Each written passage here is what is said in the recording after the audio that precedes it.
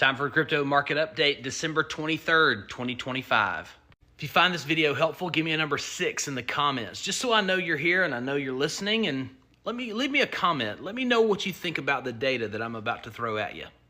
Today we got huge news when it comes to gross domestic product. That is, the GDP of the United States came in hot, well above expectations at 4.3%, basically telling everyone, hey y'all, we're not in a recession yet.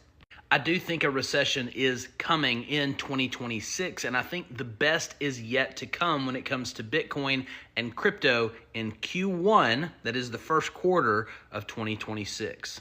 After that, all bets are off, and we need to take one step at a time as we get there. But I'm expecting a very jubilant January. And as a reminder, while the GDP report was awesome, it was a big beat, this December 26 options expiry wall is the biggest news when it comes to Bitcoin and crypto. If you feel like we are compressed between 85,000 and 90,000 here on Bitcoin, and Bitcoin being the lid for all of crypto before it can pop off, well, you're staring at it right here. When this expires on Friday, it lets all the gas out so that we have room to move.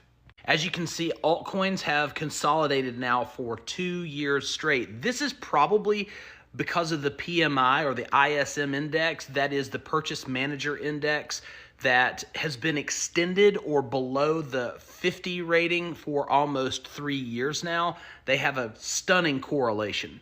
Meanwhile, Bitcoin, if you watched our update in the last few days, continuing to break that trend line and also now retest the 10-day moving average, proving to me that our low was in on November 21st at approximately $80,600.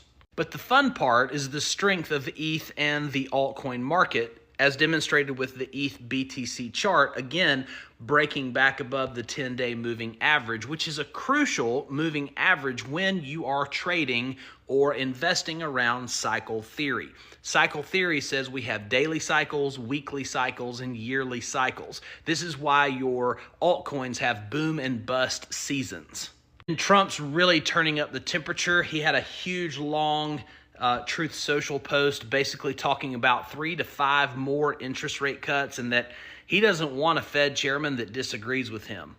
Love him or hate him, he's basically setting things up for a super business and market accommodative economy.